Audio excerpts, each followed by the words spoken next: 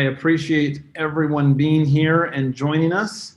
In the interest of time and respect for those of you who have joined us, we're going to get started. I want to welcome each and every one of you back to our monthly HR Heroes Roundtable, where today we are joined by Paul Yoachum from the company The Culture Works. And we are excited to be talking about culture, corporate culture, and what some tips and some advice and how to improve the culture in our companies. So I encourage you to take notes and ask questions. We will have some time either throughout or at the end for questions, and we encourage that. So without any further ado, I introduce you to Paul. And Paul, the time is yours. Awesome. Thanks, Peter. Thanks, everybody, for joining us today. Super excited to be with you and to talk about some of the work that we're doing in the world of culture. Today, we're going to specifically talk today a little bit about a new dynamic that we're facing as it relates to workplace culture, and that's how do you create a world-class culture in a remote environment. You know, we've spent years working with organizations and leaders and helping them create all-in or high-performance cultures. Well, that's to some degree been thrown into disarray here in this new world that we live in amidst the global pandemic, where so much of our workforces have now been relegated to working at home, right? So I'm going to share some ideas with you today, and I'd love to make this, you know, as interactive as possible. So please feel free to chime in with questions, with thoughts, or with examples that maybe some of the things that you've seen work or some of the challenges that you're facing as you think about your own workplace cultures and the impact it's having on you and other leaders in your organization. So I'm going to go ahead and share my screen here and just bring up a couple of slides here. Let me just start by giving, well, first and foremost, let me just ask, can everybody see my slides? There's two questions that have been I read a funny little LinkedIn post the other day that the two most common phrases that have been uttered in 2020 are, I think you're on mute, and can you see my slides, right? Those are the two most common phrases that we've been uttering this year. So, excuse me. Before I jump into this topic a little bit, though, let me just give you a little bit more background on the work that my organization does. So as Peter said, I'm with The Culture Works, and I am one of the partners and principals there. And I have the privilege of working every day with a couple of New York Times bestselling authors and thought leaders in this realm of workplace culture and employee engagement and things. And up on the screen there, you can see some of the books that they've written that are the basis for our work and some of the thoughts and research that I'm going to share with you throughout our session today. So we've been studying workplace cultures for the better part of 2 decades now and looking at what are the elements that help one organization, you know, why does one organization outperform another? And so I'm going to share ideas that come from all of these books, which are widely available as well. And today, like I said, let's talk about how to build a workplace culture in a remote environment. So we've been looking at this now for about 6 months with this pandemic upon us, maybe even a little bit longer. And there's a couple of things that we've learned, a couple of ideas that have jumped out at us. The first one is that what was in a bad culture before is most likely even worse. It's more bad, I guess you could say, in a remote environment. So things like accountability. If your organization struggled with holding people accountable before, it's probably going to be just as difficult or worse in a remote environment. Communication is a huge area where we're seeing people struggling. They feel disconnected from their work. They feel disconnected from their teams. They feel lonely. Anxiety is at an all-time high. And so the need to over-communicate is even more important now. People don't feel like, you know, before there was this idea of managing people's careers and helping people progress. And now we're kind of in triage mode where we're just trying to, get through the day and get things done. And another thing that's really jumped out at us is that there's been, we talk about how important it is to have people feel appreciated in the work that they do. And in a remote environment, it seems like expectations go up, but appreciation goes down.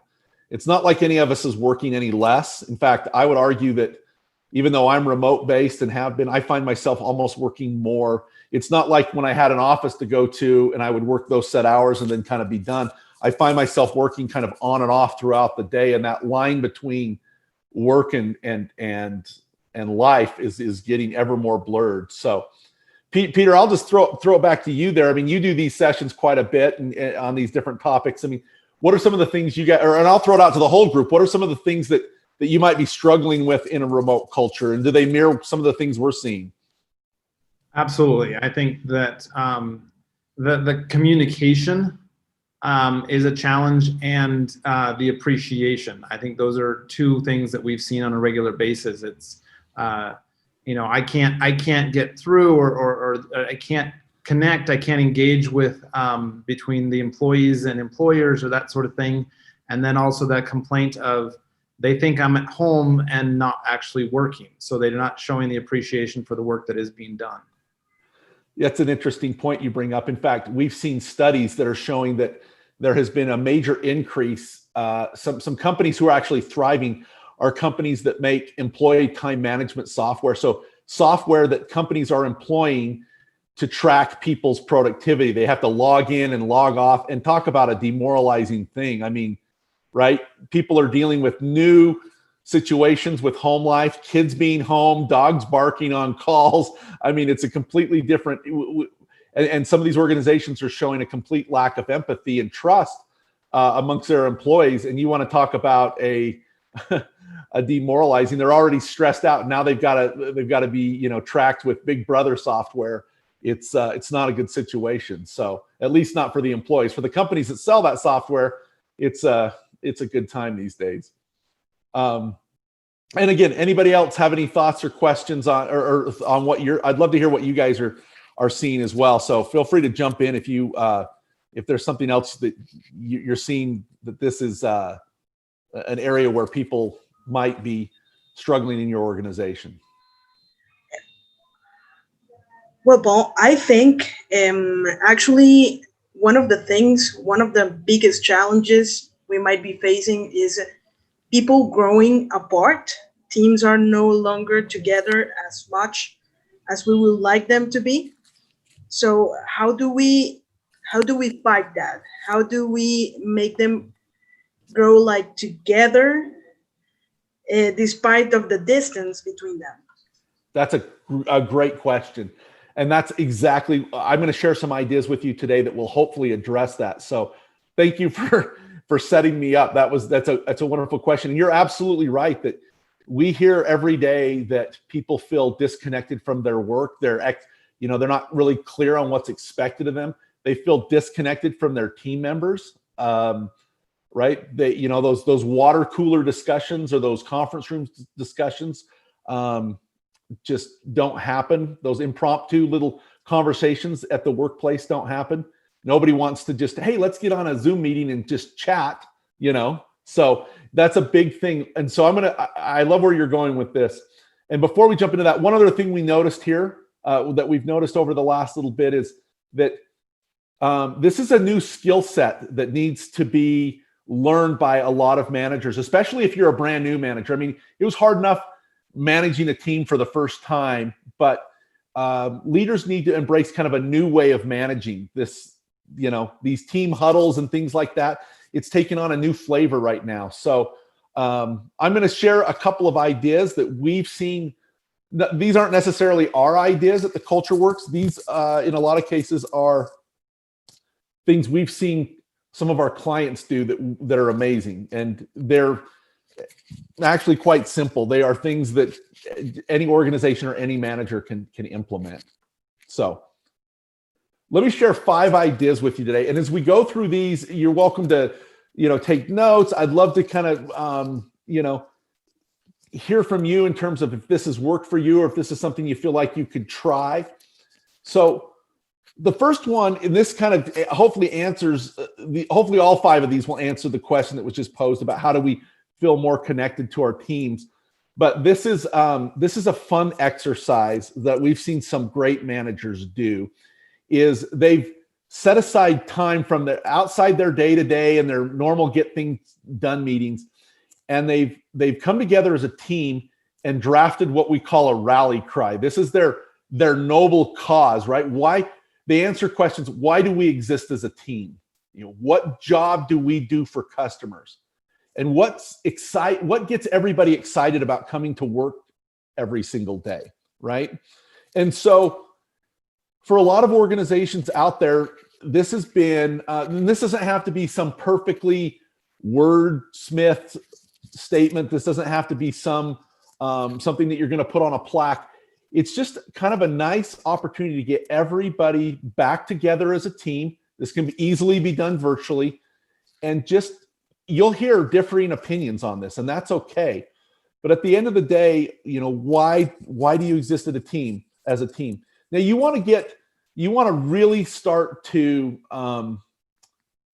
what's the word I'm looking for? You really want to kind of dig in on this, right? So what you don't want to say is our rallying cry is we exist to help customers. Well, most organizations and teams exist to help customers. Why? How do you help those customers, right? And in fact, let me share an example. We did some work with Michigan Medicine, the school, the medical school at the University of Michigan.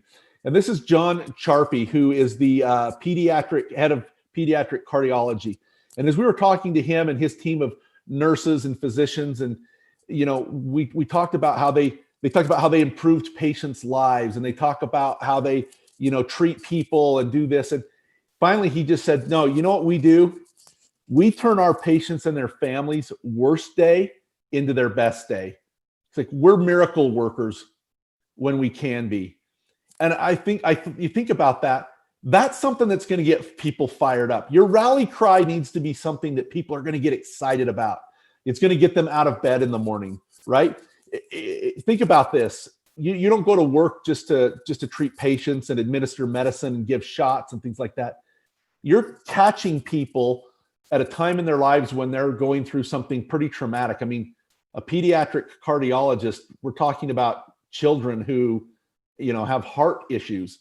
And chances are, if they're working with John's division, they're probably facing some serious life-threatening things or some very stressful moments in their lives. And for them to be able to say, you know what, the reason we exist is because we try to turn our patients and their families' worst days into their best day. That's powerful. That's moving. That's something that you can actually get out of bed for, right? So my challenge to you is this: as you think about your rallying cries, what will stir people emotionally? What will get people fired up? What will bring people together? Challenge what you come up with, because it's real easy to fall into this trap of writing something like "we help customers," or even the opposite of that: "we help customers through blah blah blah," and you write this big old long huge epistle that doesn't actually move anybody. It doesn't stir any emotion or fire anybody up. So any questions about what a rally cry is or how that might be used to help bring your team together in a remote culture and remind them kind of what it is you do? Has anybody tried this, or maybe they have a rally cry they want to share?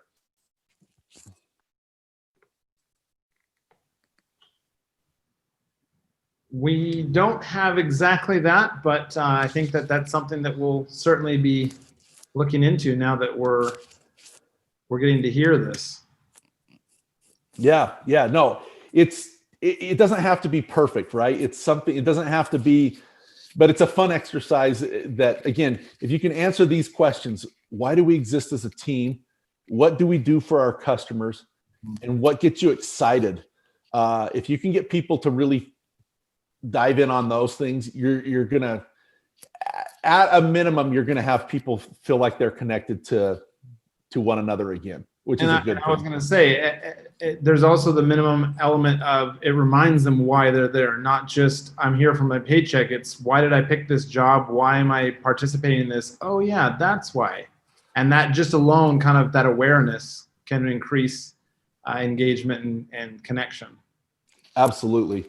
That's a great insight, and right now it's real easy to fall into the trap of just, I'm grateful for my employment because so much disruption has happened, but it's still important to find your why, so to speak, right? Mm-hmm. And your team's why. Yeah. Awesome. All right. Well, let me move to the second thought and the second principle that I wanted to bring up today. And this is one where whether you want to adopt this or not, you kind of don't have a choice in today's environment, right? You can either act or you're going to be acted upon. And so one of the things we've seen great leaders do in this trying time and in this new environment and world that we live in is they've developed agility, right? So what might have taken a company 6 months to do, they've now had to figure out how to do in 6 weeks. And as we dove into this and asked, well, how did you develop agility? What are some of the things that you did? It was profound at how simple some of these ideas are. So we had multiple leaders who just told us, well, I just asked my people for ideas. I just asked my people, what did they think? And again, you'll see how these all interconnect. By soliciting and then acting on people's input, that's going to make them feel more connected to their work and their team. You need to also not just be saying, what can we do now in a reactive mode, but now that you've kind of, had a wake-up call, so to speak, that there's a new world we live in, you need to be thinking about what's coming next and maybe anticipating change. And then adapt to those new opportunities and new challenges. We got a great story here that we got a letter from. This is from the CEO of Texas Roadhouse. And for those of you outside the United States, the Texas Roadhouse is a restaurant chain, a popular restaurant chain here in the United States. And the CEO, Kent Taylor, he's a friend of our authors. They've co-authored books together, and we've done a lot of consulting and culture work with him. And he sent this letter out essentially to all of his employees and partners and vendors. And this is early on in the pandemic. And I'll just read this really quickly. He says, a few weeks into March, when the you-know-what hit the fan, we had 2 choices: hunker down, lay people off, conserve cash, and wait it out. Which honestly, the restaurant industry has been hit one of the hardest, where people were not able to, dine in. And a lot of organizations were not equipped to provide takeout food. And Texas Roadhouse is one of the few that didn't lay a single person off and actually came out pretty well, all things considered. Or B, the alternative was to deal with reality each day, pivot, experiment, learn, and pivot again. And he told us specifically that those experiments and the pivoting, a lot of that information was coming from employees. So he says, we went with option B and jumped in head first. We quickly learned from our individual operators. So these are the people that own and operate the stores. They went out to them and said, hey, what crazy ideas do you have? They went to the out of the box thinkers, right? No idea was bad. And he says, these people were like me. They're not afraid to push the boundaries and try new things. What normally would take 6 months, we were able to do in a few days. So they eliminated all this red tape. There was, right now we're going to say yes to a lot of things we normally wouldn't. We made the pivot quickly and safely from dine-in to traditional to go before pivoting again. What they did was this was so cool, was they took their food that they would normally store in their sell in their restaurants, and they packaged them up as ready to go meals. So families and people that didn't want to cook or didn't want to go out to eat, they could just stop by, pick something, a full meal they would pick up. They wanted to try to figure out how they could keep their meat cutters employed and working. And so they actually started selling steaks, like a butcher shop, right? You could go in and they would have a cut of meat that you could buy. So just a really great example of how one organization, and there are countless ones that we've seen that have developed agility and really embraced change and not just, gone into the bunker, so to speak. So I'd love to throw it out to the group there. Has anybody had any experience in this in the last 6 months where maybe your organization, your team has had to pivot or try something new and think outside the box? Has anybody had an outside the box idea that maybe has benefited their organization? And I'll open this up to Peter as well. And if you guys have heard from other clients on these calls that you've done. Well, I mean, I think for us, this session here, this virtual time for us is a pivot. It's how can we continue to be of service? We've worked for years now, 19 years, in partnership with individuals such as yourself that do training, and we're the ones that put the logistics of that experience together in retreats and incentives. Well, we can't travel now, so how can we still continue to empower HR leaders? And so we've created our own small virtual events to be able to try and continue being of benefit and contributing during this time. And it's a little bit hard to pivot a travel company in this time, and but it's the bottom line is we were trying to support HR leaders, and so this is a way that we can continue to support HR leaders. I love it. That's a great example. Yeah, we work in the same industry. My co-authors, Chester and Adrian, who write the books, they speak typically 60 to 80 times a year, and their business basically stopped overnight, and they've pivoted quite well to a virtual environment. But I had travel myself. I had a trip planned to Kuwait and Toronto and other places that essentially just got put on hold overnight. And while this, yeah, on my way to the airport, I was literally in transit to the airport. Oh boy, to fly to Iraq, and everything locked down. Like they messaged me on the way to the airport and said your flight's been canceled. I was like, oh, yeah. Okay. Yeah, now it's real. Yep. Yeah.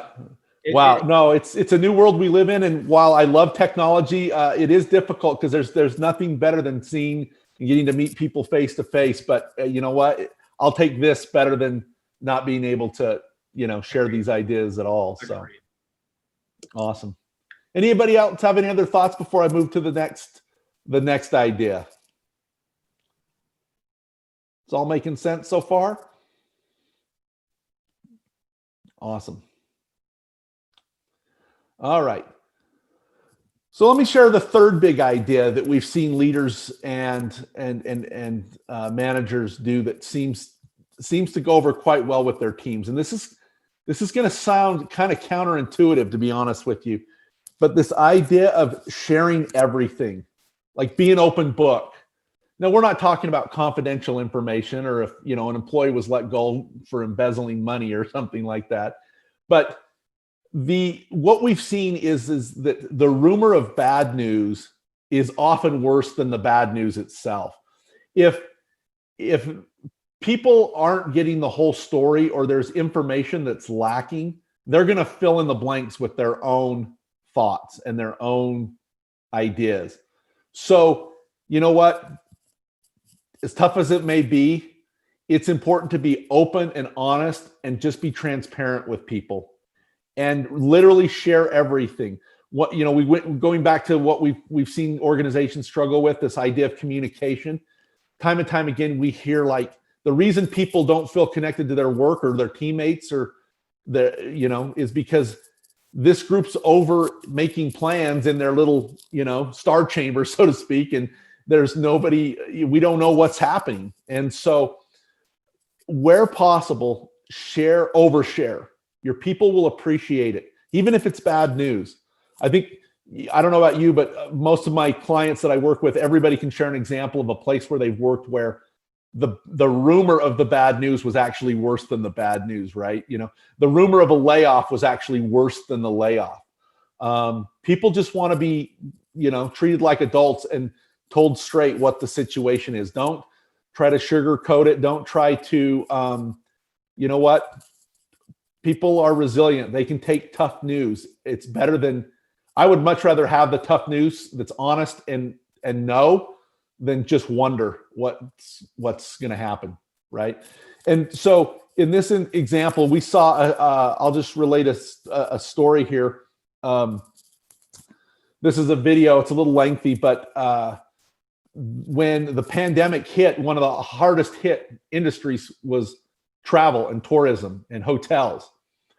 And the CEO of Marriott, that you can see here on the screen, Arne Sorensen, had just come back to work from receiving cancer treatments. So if you look up pictures of him, you'll see before he had a full head of hair, and he came back and he recorded a video. And there was, at this time, early on in the pandemic, right, there were leaders and everybody talking about how they were going to respond to customers and things. He delivers in this video a master class on how to deliver bad news and not, sugarcoat things and make it all rosy. He kept a positive tone and he was optimistic, but he laid it out in real terms of the impact on their business. He talked about how their business was going to be down 85% in the first few months, how it was going to be triple what it was compared to 9/11 and the economic crash when people didn't travel.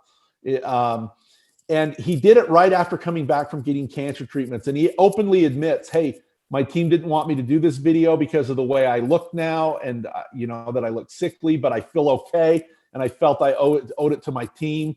And he talked about how they were going to not take paychecks, how they were going to suspend all marketing expenditures.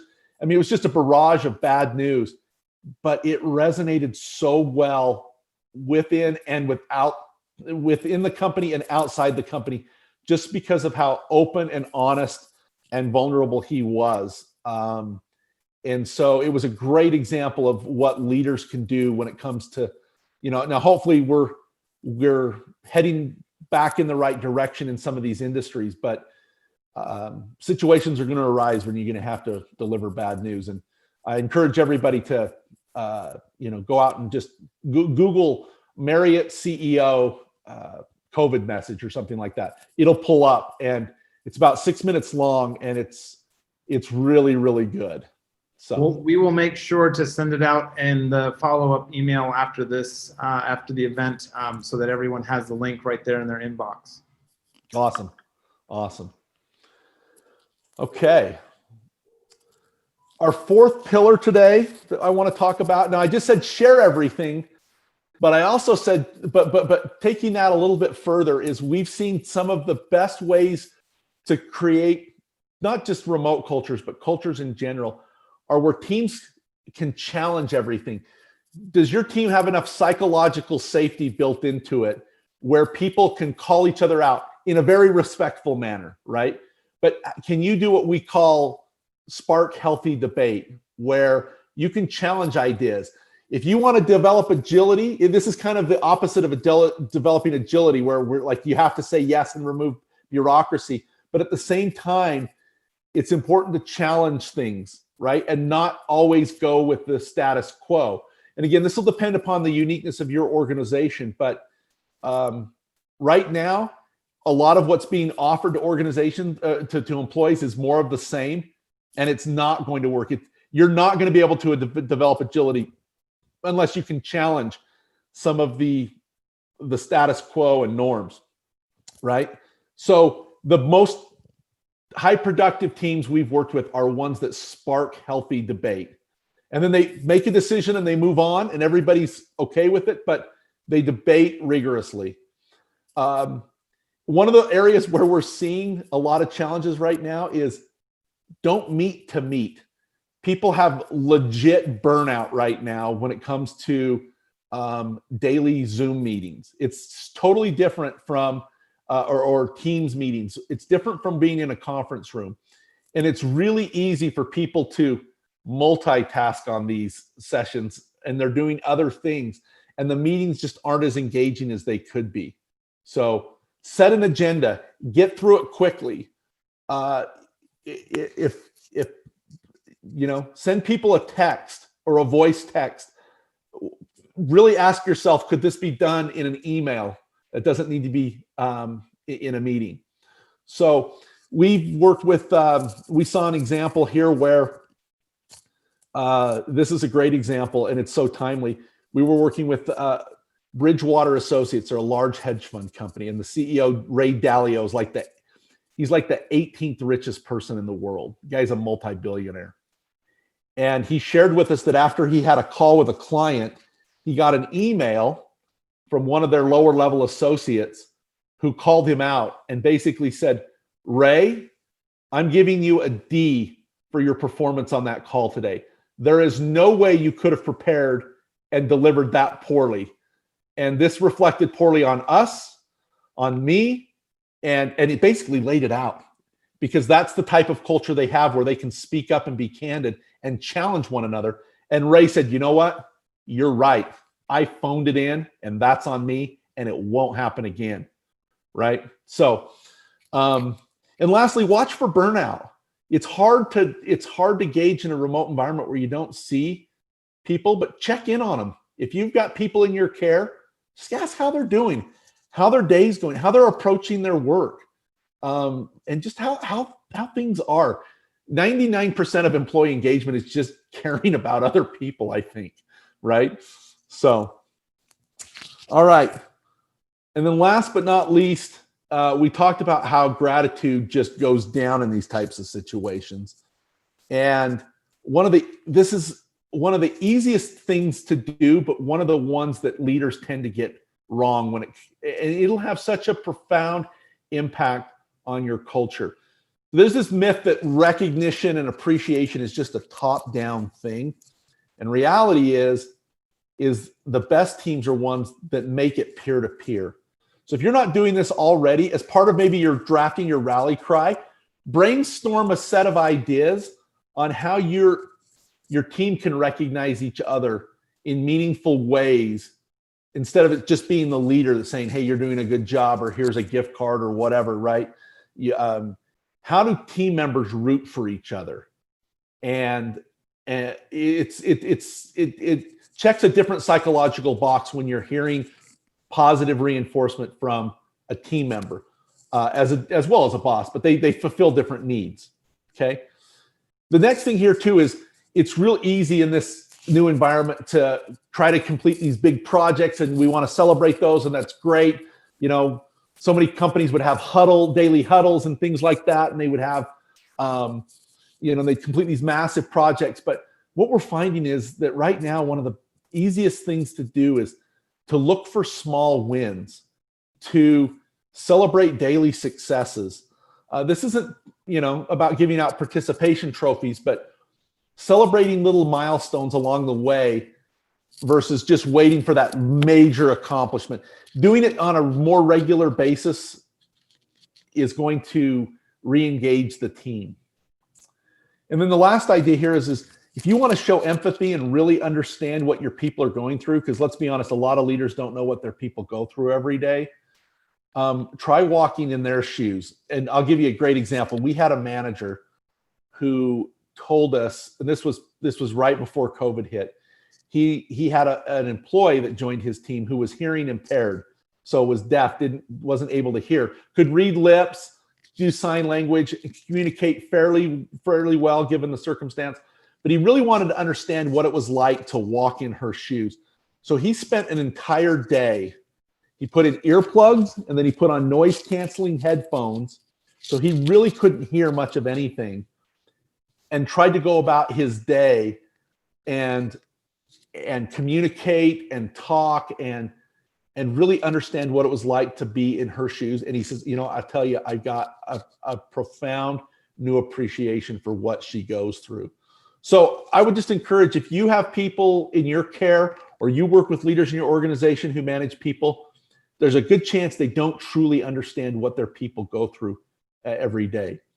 And I talked just a minute ago about not meeting to meet, but we've seen that in this remote environment, some great leaders that they have a couple of times a week, for those that want to, they have virtual coffee, right? So instead of being able to go to the coffee shop, they each make their own coffee, and then they just get on a call for 10, 15 minutes and just shoot the breeze. They don't even talk about work, just as if they had, we're going to go to the coffee shop together. and they do virtual coffee. So there's a ton of ideas. And again, going back to soliciting input, do that. You could do that for any of these 5 principles that we've talked about today. So let me just recap here. These are the 5 things that we've seen leaders and organizations do quite well over the last 6 months that have kind of set them apart from their peers and have really emboldened themselves to their people. Again, draft a rally cry. Bring your people together and find your team's why. Develop agility. Anticipate and embrace change. What can we do to pivot to there are no bad ideas? We saw one organization, they hold what's called FedEx days. FedEx, the big US based logistics company, every quarter they give their employees a day off just to go brainstorm ideas about projects they want to work on. They don't even have to relate to their jobs. And what that does is it spurs innovation. And so that concept of FedEx days has been adopted by a lot of teams. Have a FedEx day where you just brainstorm ideas and then pick a project that people are passionate about that they want to work on. Share everything, be vulnerable, open and honest and transparent. Challenge everything, right? Spark healthy debate and don't be afraid to question the status quo. Be respectful, obviously, right? Nobody wants to work with a jerk. And then last but not least, just show huge amounts of gratitude. If you were to rate yourself on how good you are at giving gratitude right now, you need to double it in a remote environment. Now, there's a lot of other elements that go into creating great work cultures, and it's oftentimes, like herding cats to get people to align. But hopefully these are 5 simple ideas that we've seen leaders use to great effect that can be shared and implemented essentially on day 1 by anybody. So I know I've rambled a bit here, so I'm going to pause and I'm going to open this up for broader conversation. And I would love, questions, thoughts, responsible opposing views, anything anybody wants to discuss as it relates to what I've talked about today, or just culture in a broader sense. But hopefully I gave you a couple of ideas that you can take away from today, if nothing else. Well, Paul, I have another question. And regarding this transition process, there were many traditional companies that were not prepared for this at all. So in this transition process, a lot of employees, a lot of leaders are dealing with a lot of stress, anxiety. So how to deal with this? How to make this transition process caring for their mental health, their peace of mind? Yeah, no, you're right. In fact, it's interesting you bring that up. Our authors are actually working on a book about workplace anxiety. We just did a LinkedIn poll. Chester Elton, one of the authors, he's a LinkedIn influencer. He's got about 650,000 followers on LinkedIn, and he put a poll out to his followers about what's the number 1 issue that's facing your culture right now. And number 1 was employee stress and anxiety, and number 2 was employee motivation.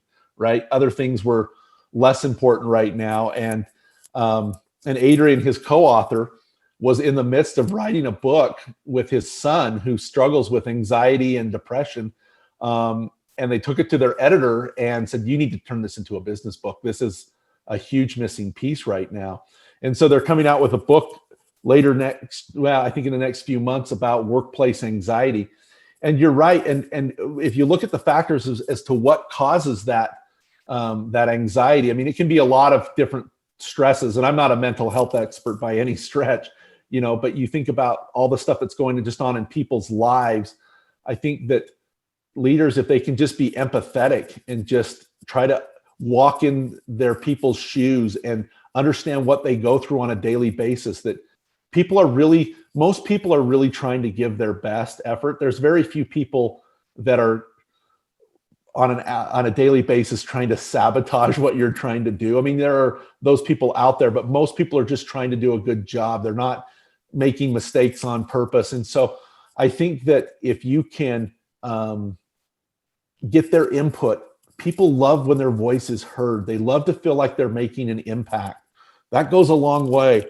But walking in their shoes is really one of the things I think that has been the most profound learning for me personally, just to understand what people go through on a regular basis. And because we all tell ourselves stories, we all assume things that, oh, that person's just lazy. That person, I haven't seen or heard from that person in a week. They're not working.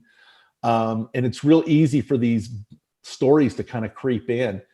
And so, yeah, I mean, there's probably a lot of other things that work really well, but based on what we're talking about today, I think that if people can feel connected to their work and their team, and they know that their boss and their teammates care for them, and this isn't all on the boss. If you can create a team environment where the peers are caring for one another, it goes a long way to help with, because everybody deals with things differently. That goes a long way to really help mitigate stress and anxiety, I think. So, great question. I had a question kind of off of point 3 and 4. What advice do you have?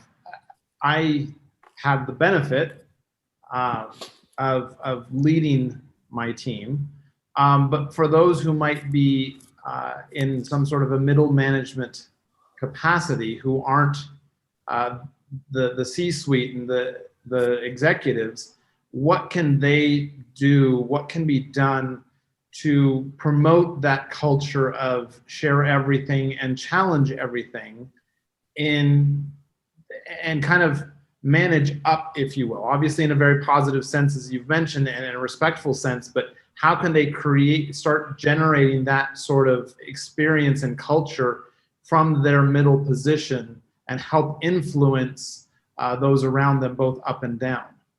Yeah, that's a great question. And that's a big challenge right now, is managing both upward and downward.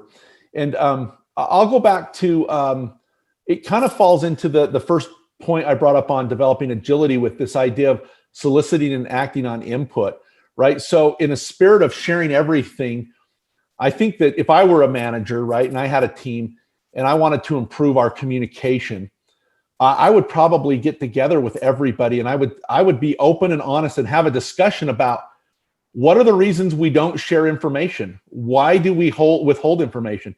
And just let everybody kind of in a safe environment, so to speak. We don't hold people accountable because it's hard, it's awkward. Okay, at least we're talking about why we don't do it, right? And if you talk about, where does communication break down? Is it at the upper levels? Is it here? Why do I withhold information? Because I don't trust somebody? And just get the reasons why out on the table is kind of a nice first step, but you got to do it as a group. You can't just mandate and dictate these things. You have to do steps 3 and 4 with groups and solicit their input and then act on their input. Because like I said, employees, they feel valued when their voices are heard.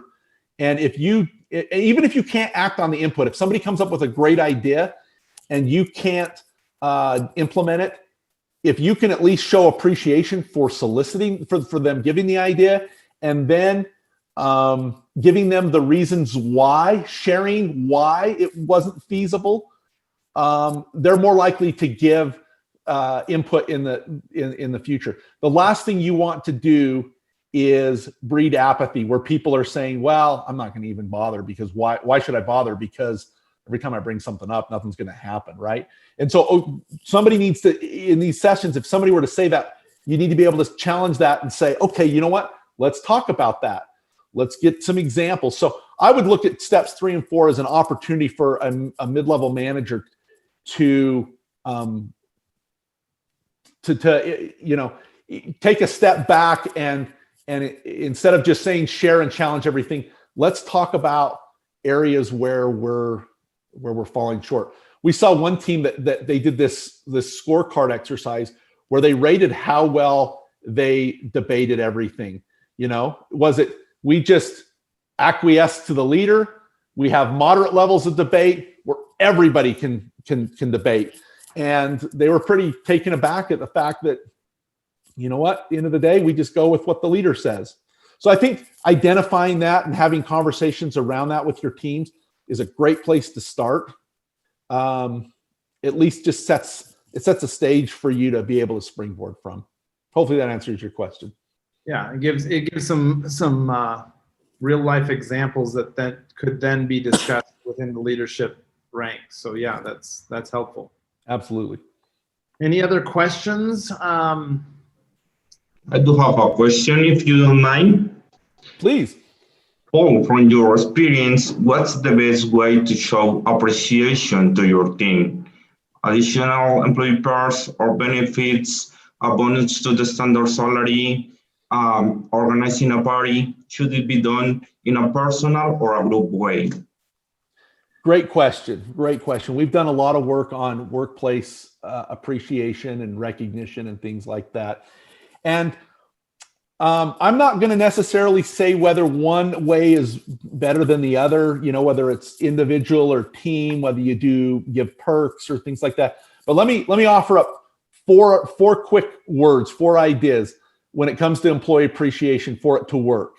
And it doesn't matter whether you use a gift card or money. I mean, obviously, everybody's values different things, right?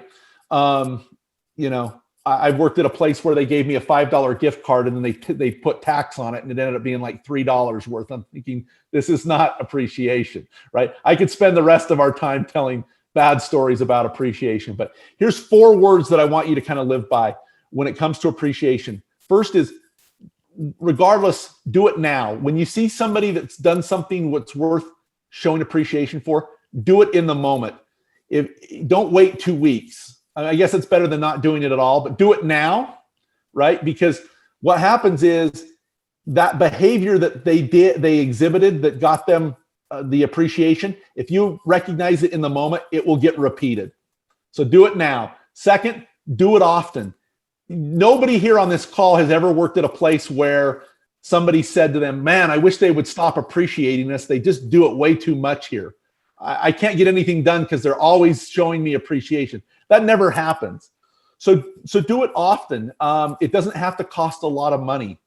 I've seen, we worked with one manager. It's a great story. Every morning he would put 5 pennies in his pocket, and his goal throughout the day was to look for opportunities to show and recognize his employees, to show appreciation and gratitude.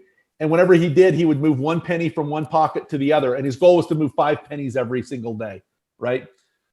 Third, it needs to be specific.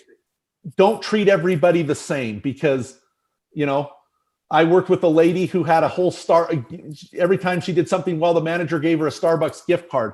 Well, she didn't drink coffee, so it wasn't meaningful to her, right? So be specific. Get to know how your people want to be recognized. And then last, be sincere. I worked with a manager who every day he would say, thank you so much for coming to work today. And after about 3 days of that, people are like, this doesn't mean anything anymore, right? Be sincere. Tell people not only what the impact of their good work did, but how it made you feel. It really, it really saved me. So do it now, do it often, be specific, be sincere. Those are kind of and what you do within that doesn't really matter as long as you're doing those 4 things. Awesome question. Awesome, thank you. Well, Paul, I very much appreciate you joining us today, and in the interest of time, since we do say that this will be complete within the hour, we're going to wrap up. Thank everyone who joined us. We will be sending out a follow-up email so that you will get information on how to connect with Paul. And we encourage you to do that, as well as a link to this session and a link to Arnie Sorensen's video as well. So thank you so much. We appreciate you, Paul, and your team. There are certainly people that I have looked up to over the years, so it's good to get a little bit closer in contact with that fount of knowledge. So I appreciate it. And we here appreciate you. So thank you, everyone. Have a wonderful rest of your day. And we look forward to meeting you next month, Next week is Thanksgiving, so it's going to be a short week. But next month for our next HR Heroes Roundtable. Thank you.